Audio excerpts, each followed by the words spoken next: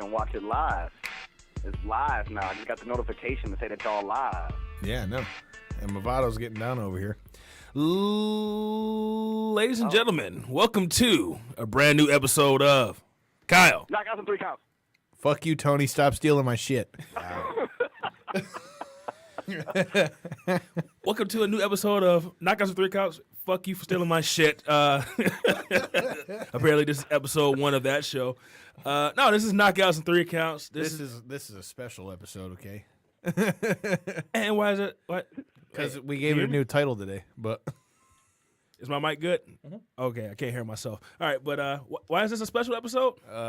Well, we gave it a new title, but also because we got a special guest in the studio with us, the mysterious Movato. How you doing, bro? Ooh, yeah. Good, gentlemen. What's up, man? You? We're chilling. But let's go through and do all our introductions. Roll call. On the phone, we got who? It's me, Tony Thunder. Is it just Tony Thunder or Tony motherfucking Thunder? Oh, man, it's Tony motherfucking, sister fucking, cousin fucking, hot fucking Thunder. Well, y'all know y'all can find me on social medias. On Facebook, I'm Tony Thunder. Tony Thunder on Instagram, Tony_Thunder. And the Tony Thunder on Twitter because let's not get into that anymore. All righty. Anything you need to plug, sir? You got a wrestling match coming up? Want to set up a ring somewhere? This Sunday, I will be in Benton Harbor in the middle of the mall where the jury at, where the fake jury, where the rappers go and get their chains and necklaces and stuff. We're going to have a ring right there, and you can come and see it. And I'm going to be kicking people in the face, and I'm going to slap my leg when I do it like this. And I'm going to kick them twice, and I'm going to do like this. And it's going down. Please don't fuck your elbows up this time. Benton Harbor Mall, the Apple Orchard Mall, I think it's called. Apple Orchard. PWK will be there. All right. Hey, how's your elbows, man? I can reach my ass. I can wipe my ass. I'm like maybe a good day or two away from doing a push-up once again. For those of you who are listening who haven't heard, it's been 3 weeks now. I went to do a suicide dive and came down bad on my elbow due to somebody not doing what they were supposed to do and catching me. Break down that wall right there. Popped both my elbows for the first couple of days. I couldn't feed myself or wipe my ass. Kyle thought it was hilarious that I looked like Zorak from Space Ghost Coast to Ghost. But I'm doing better. Things are getting good. And, yeah, man, it's only getting better. The only thing that heals everything is time. Oh, I thought you were going to say alcohol. But, yeah. Kyle, just go ahead and throw your stuff out there, man. Anything we got coming up? You can find me on Twitter and Instagram at Detroit Knockout, at Detroit NOKOUT. Find me on Facebook at Kyle Collison. And, yeah, I don't got anything going on right now, but I'm going to be at the Ula Lucha show May 5th, though. Yeah, we'll definitely jump into that. And I am Devin McKenzie. You can hit me up on Twitter at Devin63. That's DEVINTHE63. You can hit me up on Instagram at All Steak No Sizzle. Hey, I like that. Oh, you need a car? Well, yeah, if you need a car, here we go. If you need a car, make sure you check out SouthfieldQualityCars.com. Once you check out their inventory, once you go in there, use the reference code 19309 and you'll receive $500 off of your purchase. Once again, boom. That reference code is 19309. 1939. What's the code, producer Randy? 1939. All right. See, from now on, we're going to mute everybody's microphone when we do that? Apparently. And real quick, when you guys get a chance, after you listen to our show, check out the Why Not Sports podcast. I was just on there this past week, talking a little bit of wrestling and Detroit sports with my man D Murph. Go ahead and check him out. Like I said, once again, the show is called Why Not Sports with D Murph, so go ahead and check that out. All right. All that bullshit out of the way. We got the man of the hour, the man from Planet Detroit. Oh, yeah. The baddest motherfucker in the mask. Ooh. Flattery will get you everywhere.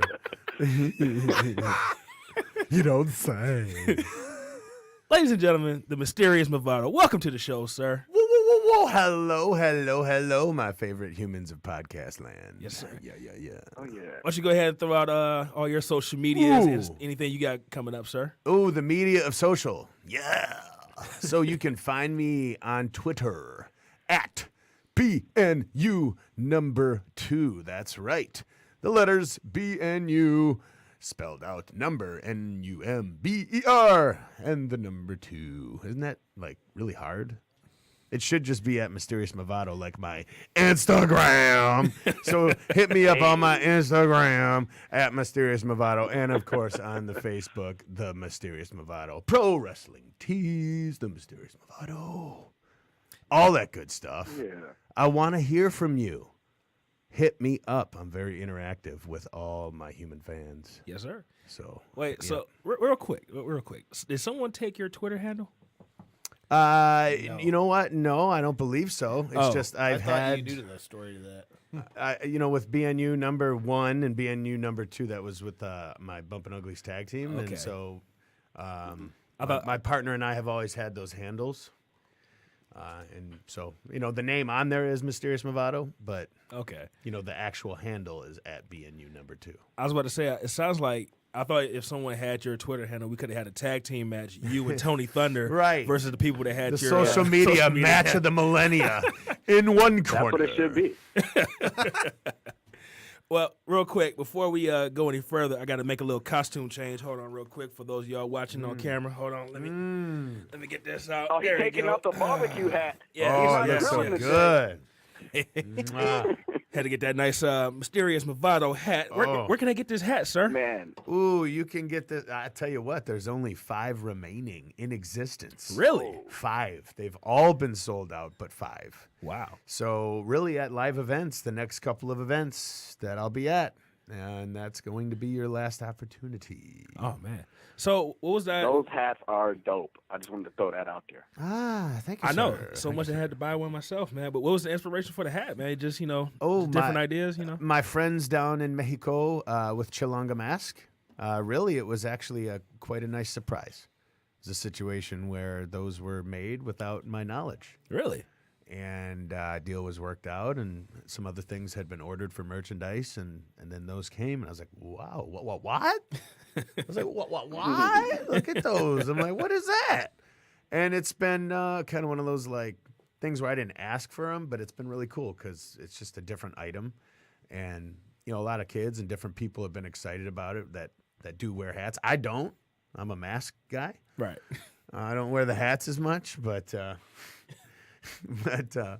yeah, it's a lot of fun to have just some different items, and they're unique and they're very limited in number. So yeah, if you're lucky enough, you might catch one at Ooh La La Lucha coming up here May 5th, St. Andrews Hall. You want to jump into that real quick, Kyle? So let's talk about that a little bit. Let's. You're talking. You're gonna face Sam Adonis, man. Tell us a little bit about Yep, that. the dastardly Sam Adonis. I'll tell you what, that peril. Okay, so last year, Ooh La La Lucha. Let's rewind. Back then, 2017, with the help of the Border Patrol, through various amounts of cheating and chicanery, Sam Adonis, sweet Sam Adonis, became the Ooh La La Lucha heavyweight champion when he procured it through cheating. You bastard. And I, the mysterious one, was left laying in the middle of the ring. So it's been a very long year. It's been a road of kind of comeback, been looking inward, a lot of introspection to see what I can do to come back, capture this title, and bring it back down to Mexico. He's actually had it in Mexico since he's won it. And strangely enough, ever since I've been trying to book my travel, it's been blocked for some reason. And I keep being told it's some kind of government thing. And I just can't help but thinking that, Sam Adonis has friends in high places, as you all know, He's running scared. with his affiliation with the administration. And that's a lot of Asians. And so all I have to say about that is that finally, I worked my way around his loopholes and his red tape, and I am finally going back down to Mexico. So the goal is to kind of surrender him in front of my humans of Detroit, in front of my home area, if you will, my current home installation. This is my home planet as of now, right? It's my adopted home planet in Detroit. Welcome. St. Andrews Hall holds a lot of meaning for me.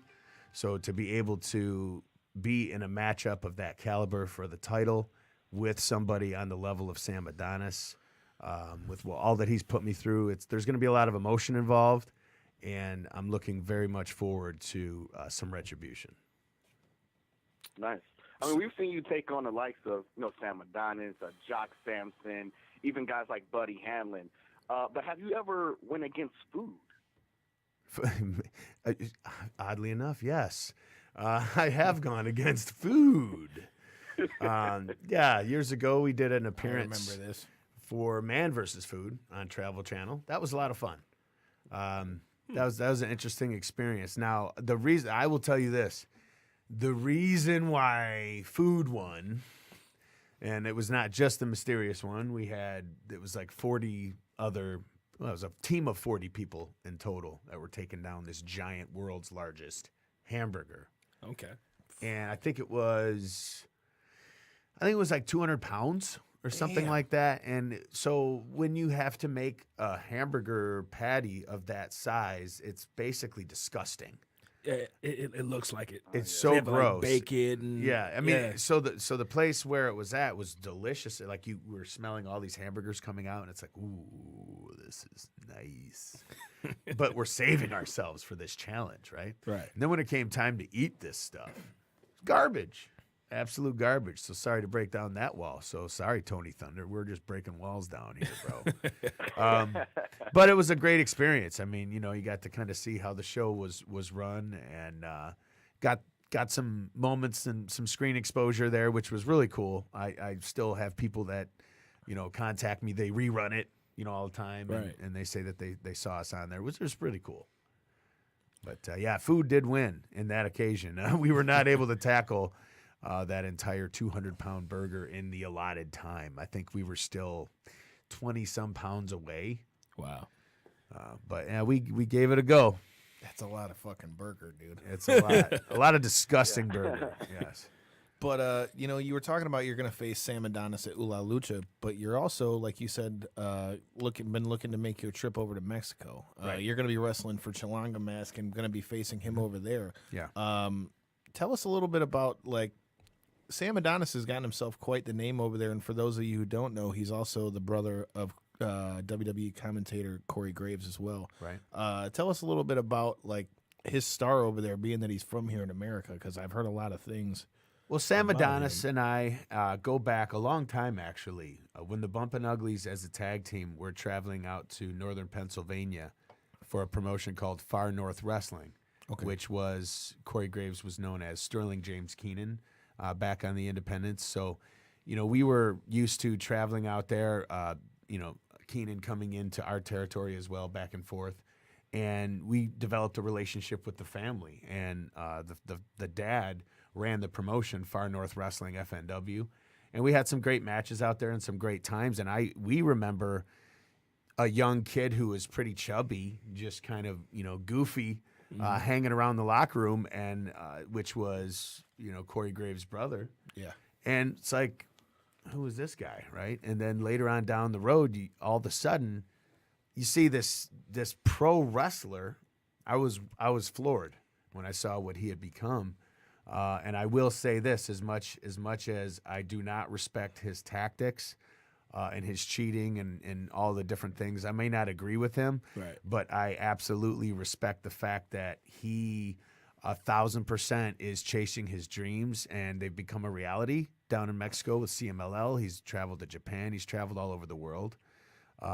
He's put himself in excellent condition, and he's super marketable, super charismatic, and really has all the pieces that you want to be able to do what we do, to present a quality matchup for the fans. So, like I said, I don't respect his tactics necessarily, but he's come a long way, and he, to be able to move to Mexico and take that leap and immerse yourself into that culture, it takes a lot, So I'll never ever take that away from him, and always give him the utmost respect for what he's been able to do, and he's definitely, doing his family and, the area of Pennsylvania proud, definitely by what he's doing all over the world. So I think he's taken Ultimo Dragon's mask off a bunch of times now. And, he's worked these feuds with, Blue Panther and Negro Casas. I mean, he's worked with Atlantis, and it's just the names just go on, and all the different experiences that this guy has been able to kind of add into his repertoire is pretty amazing. So even as Ooh La La heavyweight champion, it is in a way bittersweet, because I do like the fact that the championship is being represented in some of the larger companies and on some of the larger shows. You see photograph and video of him wearing the title, which is great. Right. But bittersweet in terms of that should be me. For sure. That should be me down there. And again, with with my travel being blocked and the different situations that has come up with trying to get to Mexico up until this point and basically being blocked, it's definitely a bittersweet situation. I'm happy for the brand, because as an ambassador of Ooh La La Lucha, I want to see the brand grow. Okay. And that's what's happening. But again, I need to be the one to carry that torch. And so that's been my motivation, for the past year. So you're coming for what's yours, in other words. That's exactly right. I'm working for what I lost. So Absolutely. go ahead, Tony. Oh, I was just about to say, speaking of things coming up, I know you have a lot of things that you plan on doing and you plan on accomplishing. How far are you from reaching that level 1 trainer and being in DDP yoga? Well, you know what? That's one of the things that has actually been sacrificed, just to be 1,000% upfront. So I kind of hit pause on that for the winter time, and it's something that's just now I'm getting ramped up again. So I've started my morning classes back up at the House of Truth at 7:30 a.m. Monday through Friday, just basically for any of my friends and inside people that can make it at that time.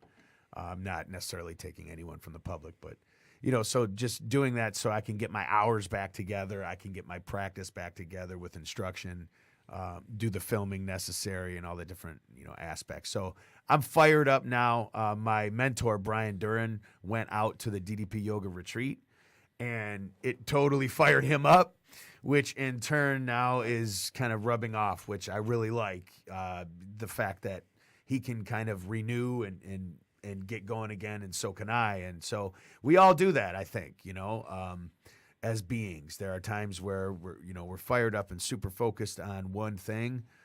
And then there are times where, unfortunately, like with what happened here, I had 4 other things I was focusing on, and unfortunately that took a backseat for a moment.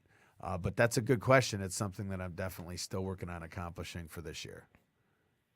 Nice. Well, a question I had was, we were just talking about Corey Graves, and we've talked before about other people that you've worked with in the past, and especially in the case of a Corey Graves. You worked with him, and you've seen him, and to see him get to the level that he's at now, even though he's not wrestling anymore, he's probably the hottest commentator in the business right now. Sure. What is it like seeing a guy, at the independent level, and then to see that person, move on to the big show and have so much success? It's basically the coolest thing ever. Really. It really is. I mean, and Sam actually tweeted something out in this regard not too long ago, prior to WrestleMania, talking about, he's made it further as a non-in-ring, quote-unquote, talent, Right. than perhaps he may have as an in-ring talent. And as actually And who one knows? question I was going to ask you. And who knows, yeah. right? Who knows? I Right. mean, maybe that could or could not be true. But he, like you said, is the hottest commodity. I mean, he is killing it. Right. He's crushing it. And he's so good at what he does. And he presents kind of a whole new face and, a hybrid style, I think, that people just are attracted to in terms of the way that he calls the matches. Right. He's great with being able to push storylines along. And I mean, that comes from having that inside knowledge of working for so long. I mean, make no mistake about it, he worked around the world prior to him getting to NXT. Right. All the way around the world. He was so well traveled. So when you have that level of experience, it's like you just draw from that in every single thing you do, whether that be as a referee, whether that be as a commentator, whether that be as an agent backstage, right? Right. I think that all of those, like, it just makes you, like, in terms of Jimmy Jacobs, right? Right. You look at what a success he was as a writer prior to the unceremonious firing, but he created some of the coolest moments with Chris Jericho and Kevin Festival of Owens and all Friendship. these things. And everyone knows about it, but like how crazy is that people know about that? Right. Because he was a pro wrestler prior. Well, now Right? he's or is still Yeah, a pro he's wrestler, still- but I'm saying he's was still- prior yeah. as well. I mean, and the cool thing with a guy like him, dude, is he's like killing it in all aspects. Like, I mean, he's back out there with the past guest of the show for us, Congo Kong. Yep. You know, I mean, he's killing it. Yep, and a as the manager mouthpiece role for him, sure, too. so good, right? I mean, everything he does. Of course, I'm biased because we go back for so many years, Right. But I just love everything the guy does. I think he's so super talented. So anytime I get a chance to sit down and talk with him and bend his ear, get a little bit of feedback, I do that, which is, it's very important to do that anytime you can. With someone that has the experience in major companies, to be able to hear what's going on and what their thought process is huge. Well, speaking of that, you said this is going to be your first trip over to Mexico. Tell us a little bit about, what that means for you to go over to Mexico and like what you're hoping to accomplish going out there in Mexico and going forward.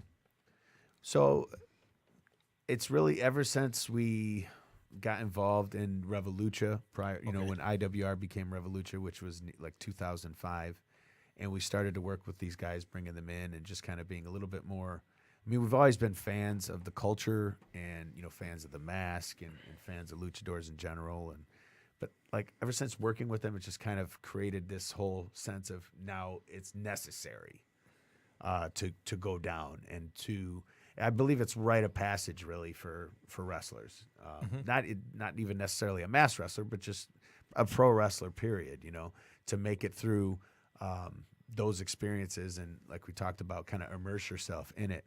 So the fact that I'm going to be down there for 10 days and I've got multiple shows, I mean, I don't know that I could be looking forward to it anymore. I know it's hard for me to describe it. So I don't know that I sound properly excited, but I'm so excited because it's something that I've worked very hard towards, and I finally have some support and some steam behind me so that I can, and with my goal, so that I can expand the brand, right? And kind of bring the whole bring the Mysterious Movado out further into planet Earth. I need to get into other countries and into other territories and to expose more people to the fun and the mystery of the alien earthworm, right? I feel like the more people that I can connect with, the more fun we all can have, right? Right. So not even just Speaking selfish of, like with me, but like with everyone, we can all party. For sure. Right. Go ahead, Tony. I was about to say, speaking of other countries and, the alien that has taken over what is the Great Movado, have you ever been to another country, or has the alien, traveled to other countries before coming to you? Because you were once from Berlin, Germany, right? Well, originally in my Earth form, sure, when I started out in pro Okay. wrestling, absolutely, yeah, Berlin, Germany. Felix von Jägermeister, taking it back. Just a callback to that first interview. No, it was good, man. I like that. No, but I mean, as Mysterious Movado, Canada, I travel to Canada quite often in the Toronto and the Windsor area. So Ontario, Canada has been very kind to the Mysterious One. And You were just in Toronto last weekend, right? I was on Saturday, yep, for Demand Lucha. Excellent show, excellent production, really wonderful fans. Everyone is so kind and supportive that I just love Toronto. It's such a clean and fun, vibrant city, and there's just so much going on, and people are very appreciative of any kind of creative art form. And with what we do, it's very physical, but it's also a very creative art form, I feel. So people are very supportive of it in that area, and they tend to buy a lot of merch, which I love. That's always I good. love that. I love that. So no, we love it. Speaking And of, my heart is with Toronto, by the way, with all this insane business that's going on with people just deciding that it's okay to run into people. It's a sad situation, but just definitely want to send my heart out there.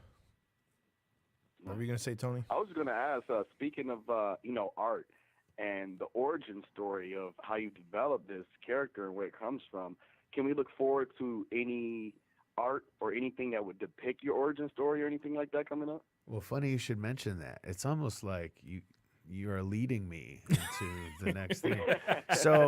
So on Saturday, May 5th, from noon to 3, the mysterious one, yes, myself, I will be making a very special appearance at Comics and More in Madison Heights. And we will be debuting a very special, only for Free Comic Book Day, a very special preview edition of the Mysterious Movado comic book from Top Rope Comics. So it's going to be their first title, and I'm excited to be working with them and Tony Mielo working with me to kind of bring some of this origin story to life.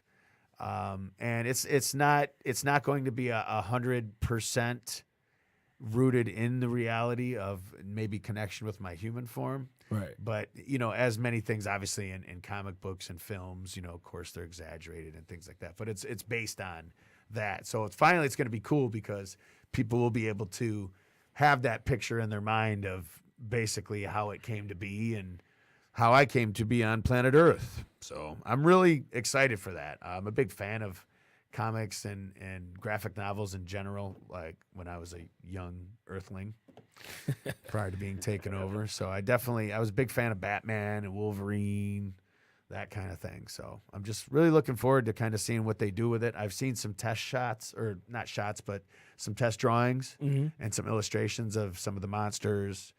And there's definitely some cool ancient Aztec dimensions that are touched on. Okay. And I'm excited.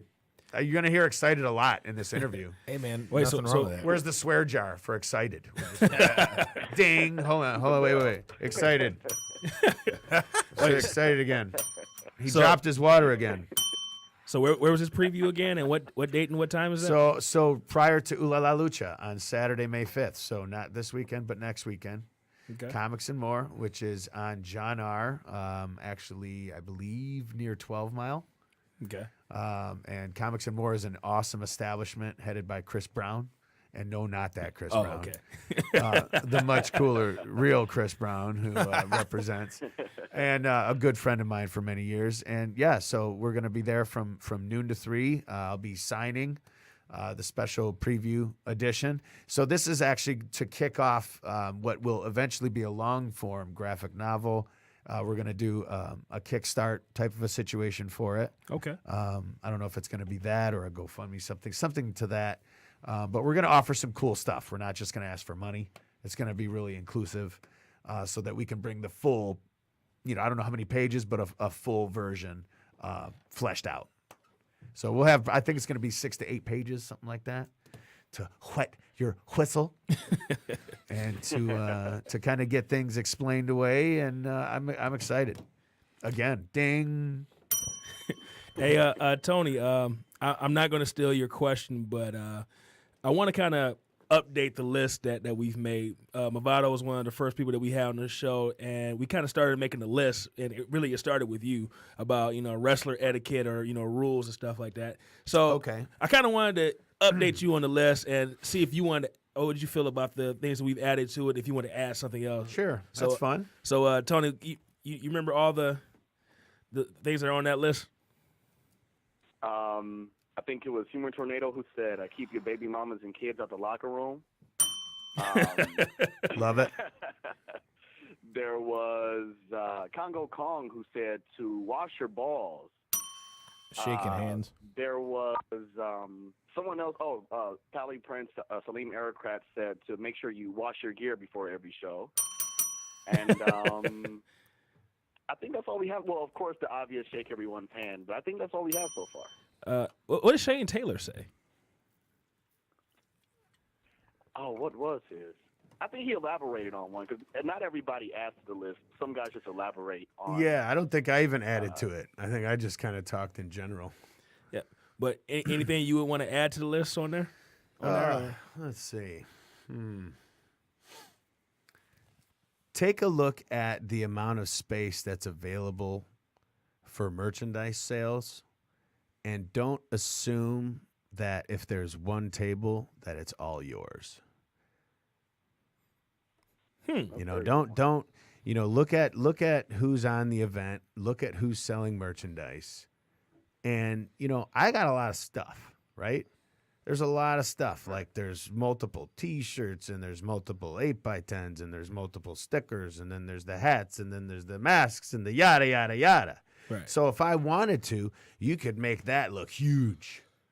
I could put that on a giant buffet table, but why would I do that and then take everyone's room up? So lately, I've been seeing a lot of, kind of the big fish and the small pond guys. Right. All of a sudden, they got merch, but yet they don't have any money to actually work out or look like better themselves in the ring. Sorry to sound like a bitter old guy.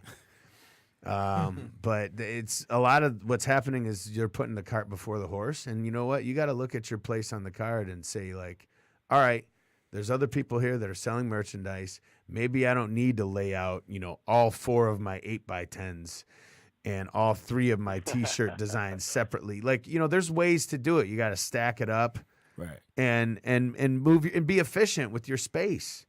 Everyone's trying to accomplish the same thing, and it's called common courtesy. So in terms of etiquette, that have common courtesy in terms of how you deal with merch. Also, don't assume that if someone else has someone there to sell their merchandise, let's say a lot of times a wife or a girlfriend or a friend of theirs that they brought with them to the show to help sell their merchandise. right. Never just assume that they're about to sell yours too. And that's another thing that's been it's been frosting my tookus is when these guys, they come up to my friends or people I care about, and they say to them, T-shirts are 15, yeah, that's all I got because I'm lame. But T-shirts are 15. These really horrible 8x10s are 5. And just walk away. And then the people look at me like, what is it? I guess I'm selling this now, right?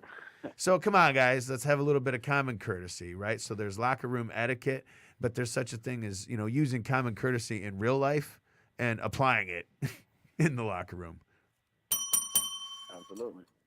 Absolutely. You like that one, Tony?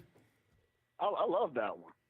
I've actually had a similar experience kind of happen to me not too long ago. So, like, that just kind of put everything into perspective of something that I was trying to tell somebody. I don't want to put any names out there, but, yeah, that kind of happened to me recently. Yeah. So there we go. Yeah, no need to put the names out because, honestly, the way I look at that is those people will be found out in other ways, so we don't have to worry about that. We don't have to out them. They'll be found out. Oh, yeah. It'll happen. Yeah. Well, tell you what, we're going to take a quick break and then break it. And we can name names during the break. How about that? Oh, I'm going to dish. Don't get me started. So we're going to take a quick break, and then when we come back, we're going to have more with the mysterious Mavato. Oh, yeah.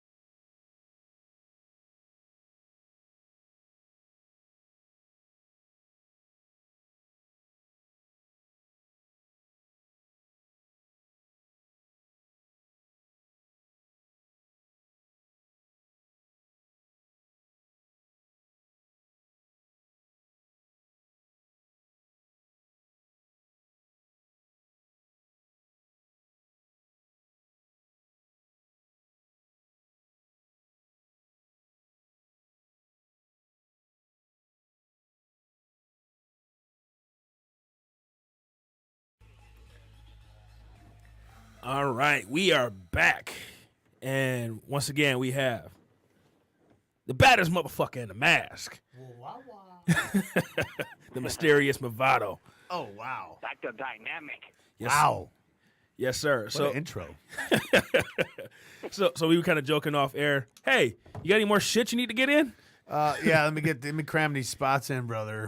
Get your shit in. Yeah, I'll get that shine in, brah. Don't be cutting me short. Be eating me up over here.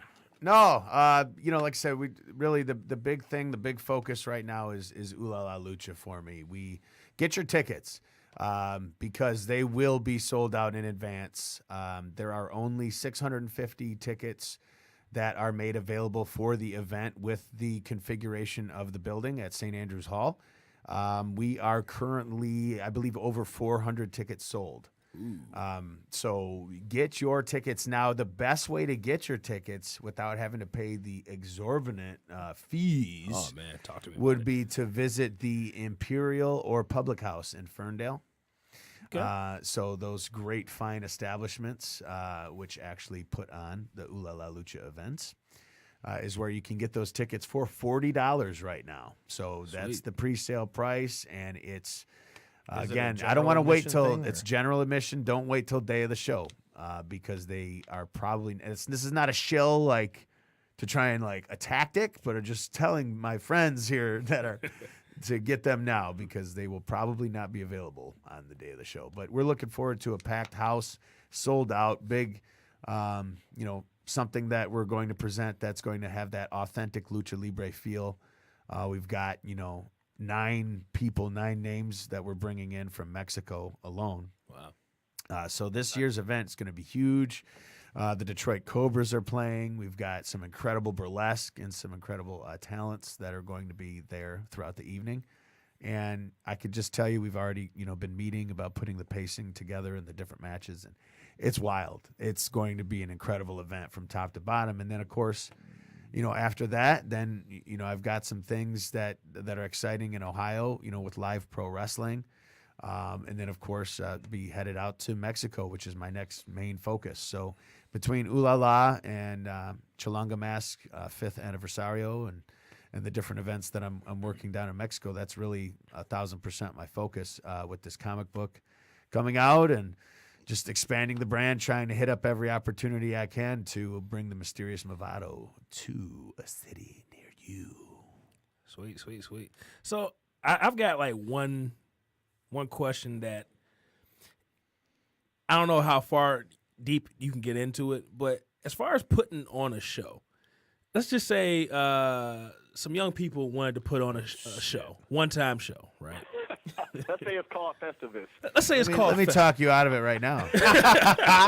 No, go ahead. Continue. Go ahead. Well, I mean, yeah. I mean, you're saying talk us out of it, like as far as like putting it together and what to look out for, and pretty much can we make money?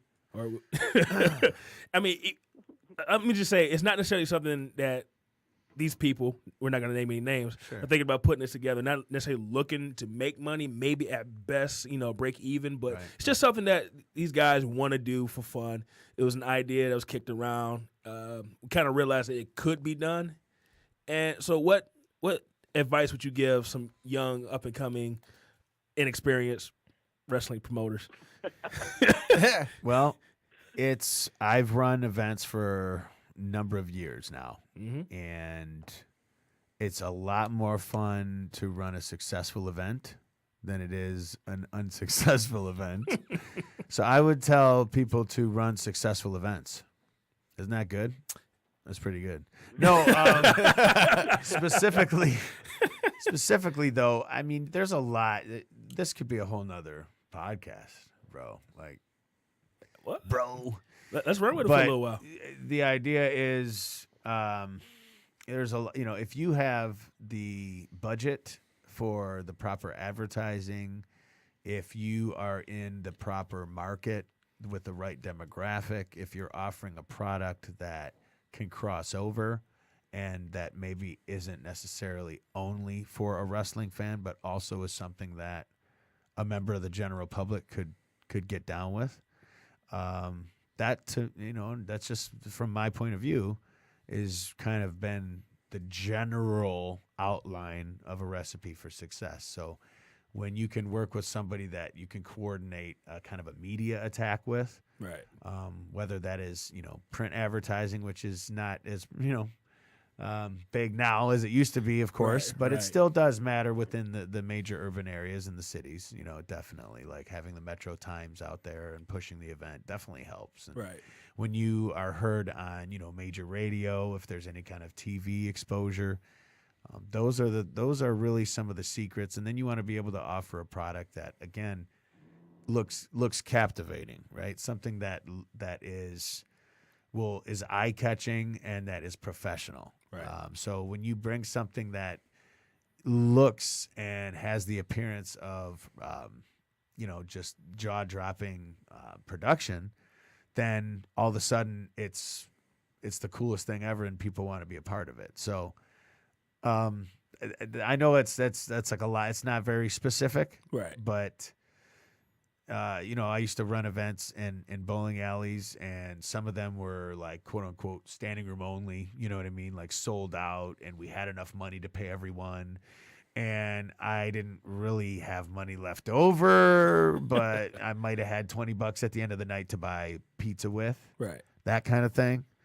And then we've, had events where it was, wildly successful and sold out, and, some of the biggest gates that you've seen in terms of an independent, show around here. So, when you have the right team behind you, you really have to be smart enough to know that you don't know everything. So Right. you should definitely seek out people that have been there, have done it, and not even necessarily wrestling promoters as much as maybe event promoters or other people that are in entertainment that have had a track record of success with running events, right? Right. Because I think too often in pro wrestling, especially indie wrestling, there's this bubble, and so everyone thinks like if you don't use a promoter and have them involved in your vision, then you're not going to be accepted or whatever it is. Well, the truth of the matter is if you don't necessarily need to be a wrestler to run an event. Right. All right. And in fact, I prefer it when you're not. I like when someone is smart enough to not, be in that situation. Right. So basically, I know that sounds hypocritical. That kind of makes sense. Like have them take care of all the event stuff, and Right. have you as the wrestler take care of the wrestling stuff. Yes, So, yes. yeah, You want a makes good sense. team like behind you, because like that's when you can just do your own thing and you don't have to, necessarily worry and put everything on yourself. Right. So that would be the one thing, because I used to really get stressed out when I would put so much of promoting the events on myself, and a lot of it was on me. Right. And it caused a lot of stress and a lot of stress eating and weight gain.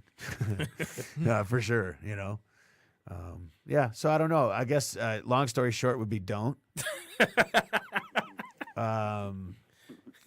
But if you, like so I was talking about, if you put together something that's professional, and then the people that you hire to work the event Right.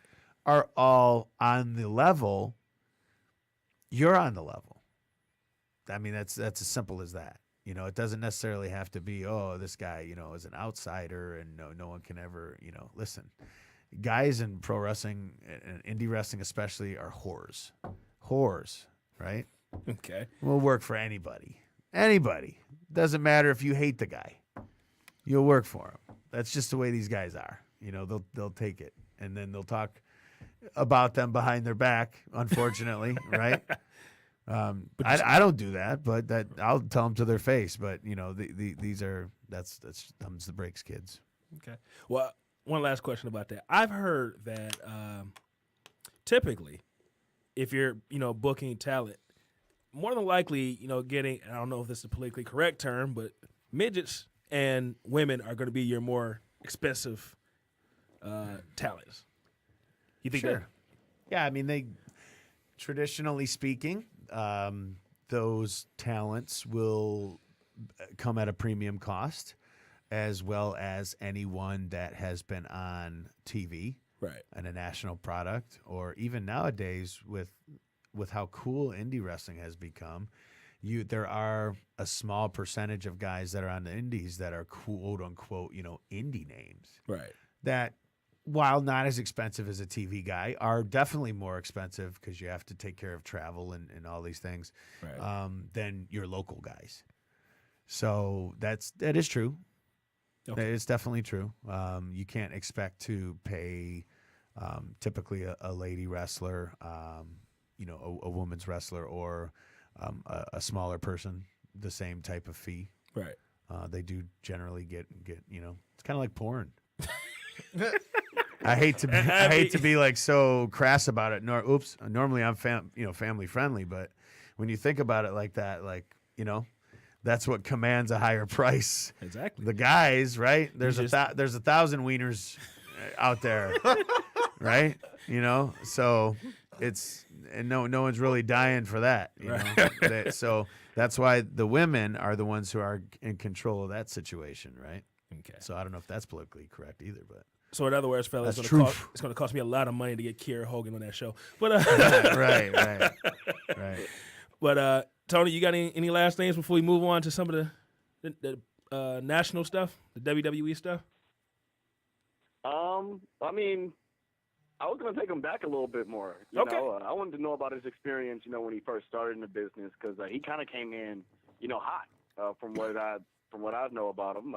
Came in going against guys like, Necro Butcher and Madman Pondo. I just wanted to know what it was like coming in, working with guys who had been here for so long, and, how was the learning experience to get to learn from those kind of guys? Thank you. It was pretty cool, man. Like when our whole experience was coming out of the punk rock scene, and we had started to use Madman Pondo. We befriended Madman Pondo and, started to use him in our stage shows. And then Necro Butcher kind of moved to the area where he would travel with Pondo. He previously had been in Texas. So all of a sudden, these guys were available, and we were involving them in our stage show with the band. So it kind of just became a natural extension that when we started wrestling more as a tag team, that we were facing a lot of these guys. And, a lot of what we were doing on stage in the punk rock type of situation was very much the hardcore. So it worked with a Necro Butcher and a Madman Pondo. A lot of blood, thumbtacks and glass and tables, flaming tables. And I was about to say, I've heard stories about your guys flaming tables while you guys were performing. Right. And I mean, the whole band would be involved too. Like, don't get it twisted. It was like Amato and Rob would be getting put through tables, and then we'd be like making the save, and then like the antagonists we would be lighting on fire accidentally, or they'd be getting cut up by barbed wire and having to get sent to the hospital. I mean, like, these are things that happen. I'm not just making it up, Well, I've heard about it. So it was interesting. Like, in one way it's the same. It's working. You're working a match. It's wrestling, and you're evoking those emotions. And you're telling a story, but it's on a different level. When you're getting wild like that with these weapons, it's something you definitely have to be careful with. And when I was younger, we had a bit of that Superman syndrome. Like, you can't hurt us. We're the fucking bumping uglies. Like, it's like we said in like the Legend of Mick Foley, one of the songs we wrote. It's like, tables, tacks, and chairs. I'll take any fucking bump. And that was, we really adopted that mentality just from our fandom, Right. of these guys that we were watching and then became friends with. So having like those matches with those guys in our formative years kind of really helped, put us on the map and give us a rub and establish us as, instead of just two fat guys in a go nowhere band, like actually gave us a little bit of legitimacy and kind of start, to our tag team career. So it was huge working with those guys. Nice. And I think, we are running a low on time since Devin asked me if I had one more question. I'll just throw one more in there if I can, get my shit in. Get your shit in, man. Cram it in. I know you've mentioned your band a few times, and seeing that you're a man of many talents, have you ever showed your talents to America? Yeah. And America's Got Talent is it? Well, you're good with that. Yeah. So yeah, on America's Got Talent, you would have seen the mysterious Movado in there somewhere, and it's mysterious. Can you spot the mysterious one? In the skit, that was season 8. Actually, we were involved in a pro wrestling skit there. It was really cool. Couple of bumpin' uglies as the bad guys there. And we had a kind of a whole team, and a wrestling baby was involved, and, cake and a giant present. And it was cool because, having that experience prior with the Man versus Food, and then now this was an NBC production. So it's on a whole like higher level.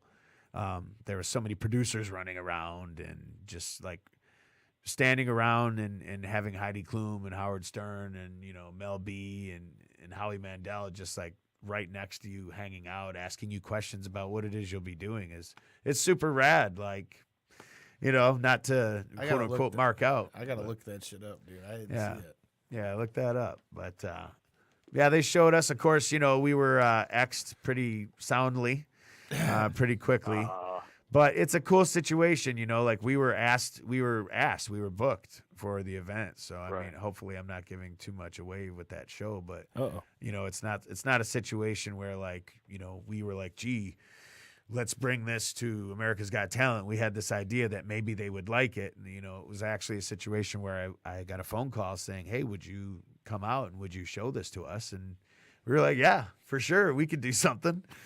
Oh, no, you don't have a wrestling ring? Sure. We'll bump around on the stage for you. I mean, why not? It's for being shown in front of millions of people. So I think that's when, being professionals, we know how to bump anywhere. Right. So, yeah, that was definitely a fun and really kind of a surreal experience to be on the stage at the Rosemont Horizon in front of those thousands of people, doing our goofy shit.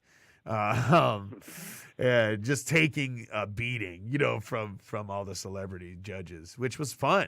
We knew what we were getting into, so it wasn't anything that like hurt our feelings, but it's so fun to hear them like, diss it. And then in turn, once we were done, that's all they could talk about. So they showed our clip so many more times. So we got so much more mileage than other people who actually went through and then left in the next show. Right. Because they like just do montages of some of those people. Oh, and also that went through, it was this guy and that guy and this guy and this kid. Right? And all of a sudden they're in, but they like replayed our whole skit a few times. Right. And they were even wrestling backstage, like Mel and Howie were like in a headlock, and they were like, dude, they were so jazzed up, and they've caused all this trouble. Now we're wrestling. And so little did they know that by like talking shit and dissing it was actually putting us over. Right. Wow. Absolutely. So it was really cool to be a part of that and to kind of be put over, on national TV like that. So soon, hopefully that's the goal, is to bring this act, to bring the mysterious Movado, this mask, this beautimous face, to a television screen, movie screen, any kind of apparatus that you can view things on and feel things on to you. That's pretty dope, though, dude. Kyle, you got any more questions before, or you want to jump into some WWE shit? Yeah, we can jump into WWE shit because that pretty much just took my shit. I'm good. I can't think of nothing else now. All right. Well, this not even weekend. It's Friday, early on Friday, man. At noon. At 12 o'clock noon. I'll be at work. But the greatest Royal Rumble ever of all time in history would take place. So they say. They're replaying Royal Rumble '92. No. This is even bigger. See, before the largest Royal Rumble was 40 people, but now we're gonna have 50. The 50-man Royal Rumble. I don't even know if this is for anything. I think they're just saying, hey, they're giving a trophy out. It's not for anything. Oh, I love that. yeah, trophy. I don't think this is even for anything. What reason is there for this? Why are we even doing this, you guys? But like legit, like why are they doing this? I'm like, you're not gonna give a title match or anything like that, a future a briefcase or something? I don't know. I don't know. They're doing a trophy kind of like the Andre the Giant thing, at least from what I saw. Well, I'm looking forward to. I'm looking forward to it. Ding. And we have Roman Reigns and Brock Lesnar in a rematch from WrestleMania. I'm going to run through the card real quick. Seth Rollins defending his Intercontinental title against Finn Balor, Samoa Joe, and The Miz. Oh, hot. In a ladder match, though. Yeah, That's in a ladder huge. match. And Brock and Roman in a cage. Huge. Yes, sir. AJ Styles versus Nakamura. Ooh. So, real quick, So good. please, AJ Styles, man, listen to me. A bit of advice. Wear a cup. Wear 2 cups. Why don't you just wear a steel Muay Thai cup and you'll be all right? Go talk to Human Tornado. He might Maybe be he's able to help you building out. up his tolerance. Like, have you ever seen those videos? Yeah, when they Yeah. like Right. the Like guy maybe that that's like his gimmick. Like he's like, you know what? I'm going to grow nuts of steel. Instead of the phenomenal 1, I'm going to show him that I have the phenomenal 2 down below. And there's no way. We also have Jeff Hardy defending against Jinder Mahal, the United States Championship. We have Bray and Matt versus The Bar for the Raw Tag Team Championship, That'll be which is great. weird because they're on SmackDown now. The Bludgeon Brothers will defend their titles against the Usos. Cedric Alexander will defend his Cruiserweight title against TBD. Oh, TBD is hot. Hey, He's on a roll right that now. guy's a badass. I really hope man. I hope it's my boy Lindsay Dorado. Lindsay, I'm just putting that out there. Lindsay I Dorado hope it's is- my he- man Lindsay. He's really good. I've seen him live. Hold on, He's let's fly. He was wrestling while I was at Access. Yep, there we go. Lindsay, Lucha House Party. John Cena will be facing Triple H, and Undertaker will be facing Rusev in a casket match. Real quick, Tony, besides the Royal Rumble itself, what match are you looking forward to most on this card, man? Oh man, there's 3 of them that I'm really looking forward to. But when you ask that, the first one that come to mind was Cena and Triple H. So I'm gonna go with that one. Ooh, why is that? Because that's guaranteed I to mean, be good. It's money. the history of those 2 guys, yeah, the money in that match. I mean, I just think those guys both have really bad. What's the word I'm looking for? They have a bad rap with burying guys or whatever, but it couldn't be any more wrong. And since those guys have really been putting over a lot of guys over the years and, you know, making guys really big names from what they've been doing, I want to see what they do with each other. Not only, you know, what they make that caliber of a match like a big WrestleMania type of thing, but, you know, just seeing who would win that is to me, that's just what I'm waiting for. Okay, Kyle, what match right here you really looking forward to? I think, obviously, it's going to be cool to see Undertaker with a casket, but if I had to pick one match that I think is going to be badass, I think that ladder match is going to be pretty dope. Can't go wrong with ladders, man. I mean, not even just the ladder, but who's in the match, though. I mean, with those guys in that match, I feel like that match is going to be good. Plus, I mean, Shinsuke and AJ says enough. But Shinsuke! AJ! Nutshot! From their matches in New Japan. That's like the one fan, when everyone's being quiet, all you hear is, Shinsuke! AJ! Yeah. Well, ironically, that's the match that I'm looking forward to the most. Like, I felt like the two of them. Gesundheit. Thank you. I felt like the two of them were having a great match at WrestleMania. Even though I was drunk at the time, I had to go back and rewatch it. But I felt like they were having a great match, but I felt like that match never got into the next gear, and hopefully they'll give them the time to actually, you know, put on the match that I think that they wanted to do at WrestleMania. So, Bavaro, What are your thoughts on this card? Yes? Are you asking my opinion? I am asking your opinion. Is there a match on here that you're really looking forward to, sir? Well, first of all, let me say I'm looking forward to all of it. Because really, from top to bottom, it's solid. It's So, stacked. I mean, I know, like, political answer, right? But I will say that The Miz has been doing some of my absolute favorite work. Uh-oh. Hell yeah, thank you. And just, I will say that I am looking forward to anything that he is doing. I'm in. I'm invested. I think that he is on top of his game. I think that every single thing he's been doing has been gold. And I cannot wait to see what he does like on this event and that match with the people involved. I'm sorry. I feel like everything is going to be great on it. Right. But I'm really looking forward to sitting down and like watching that match. Tony, Okay. here you go. All right, Tony, we got to wrap the show up, man. So keep it short, but go ahead. I know you got some shit. Go ahead, man. No, I actually ain't got nothing, man. Damn I don't know why y'all think I see. They have this thing where they think I hate the Miz. No, you don't hate the Miz. You hate Miz I fans. hate the Miz's fans.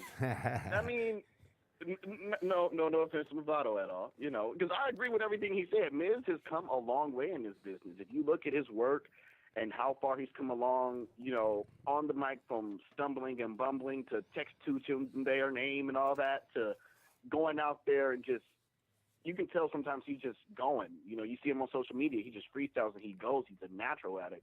His in-ring work has improved. He's one of the best heels in the business, if not the best heel in the WWE right now. And I agree with everything Movado says, but when you got these guys out there who overhype the Miz and, I don't get the whole he made the Intercontinental title relevant again. I don't know when the Intercontinental title wasn't relevant, and I don't know how you can make a title relevant by not defending it. But that was my only thing, was fans overhyping him on that aspect. But besides that, I don't have any gripes with it. Yeah, I mean, to me, that's storyline stuff, Mm-hmm. Yeah. Wow, that was kind of anticlimactic. So we'll end the show like that. But the one thing I wanted to touch on with this, and this is something you and I have talked about, I think this card is going to be badass. But my only gripe with it is, like you were talking about, why would you do this after the shakeup? Like, wouldn't it have?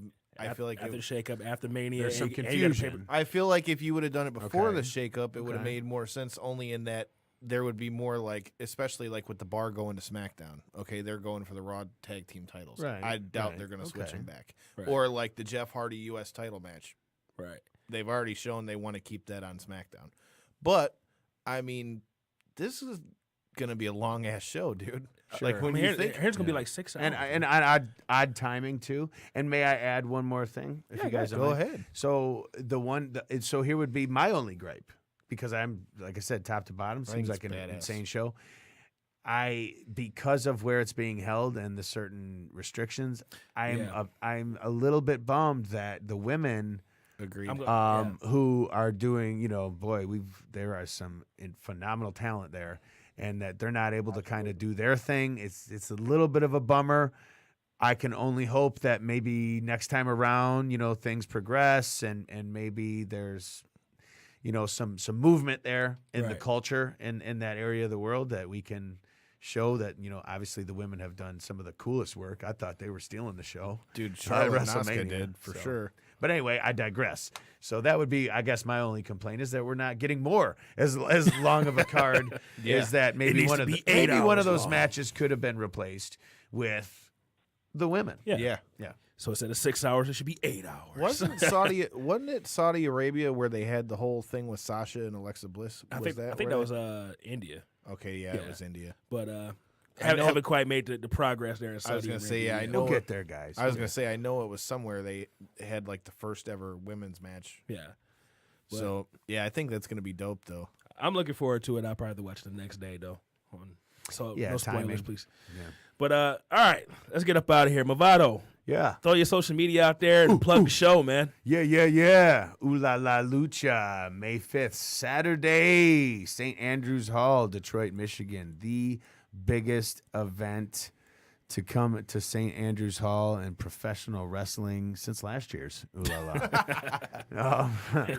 So we are super geeked to present it to you guys. So hit me up on social media, of course, on Facebook, The Mysterious Movado, my fan page. We've got on Twitter at BNU number 2. That's the number 2 and the letters BNU number. And then you've got at Mysterious Movado. Yeah, right? That makes complete sense. And then at Mysterious Movado on Instagram. Hit me up on that gram. I got Snapchat, but I never use it. Yeah, So you can add me all you want, but I barely ever use it because, then I got to make sure I got my mask and the whole 9 yards. And, of course, it's always within reach if it's not on this beautiful face. But, Beautimus. look, hit me up on the social media. Like I said, I'm very interactive. I like to talk to my fans and connect with them all over the world. So, yeah. All right. Make sure you check out ko3cpod.com to get all of our social media. Hey, Tony, real quick, wrestling ring. How do I get one? Man, rentawrestlingring.com. Even though Merle don't listen to the show like he said he does, you can rentawrestlingring.com. Is it your birthday? Is it your bar mitzvah? Did somebody die? Is it your cousin's birthday? Is it Jesus' birthday? Is it the resurrection? We don't care. You rentawrestlingring.com. Yep. Get some guys there. We'll set it up.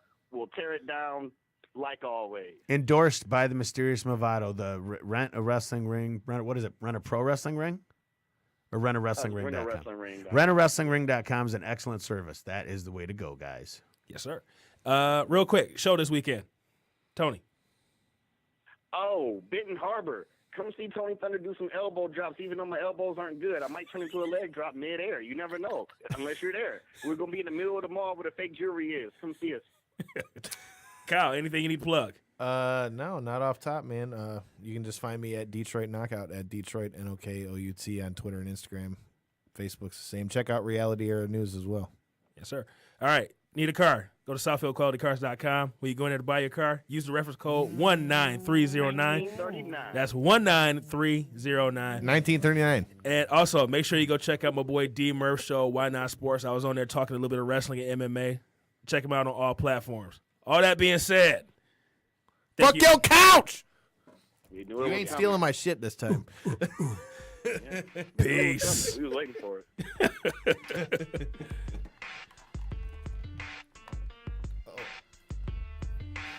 Yeah, dude, we definitely got to see if we can get down there. I'm going to talk to Rob and see if he wants to come through, too.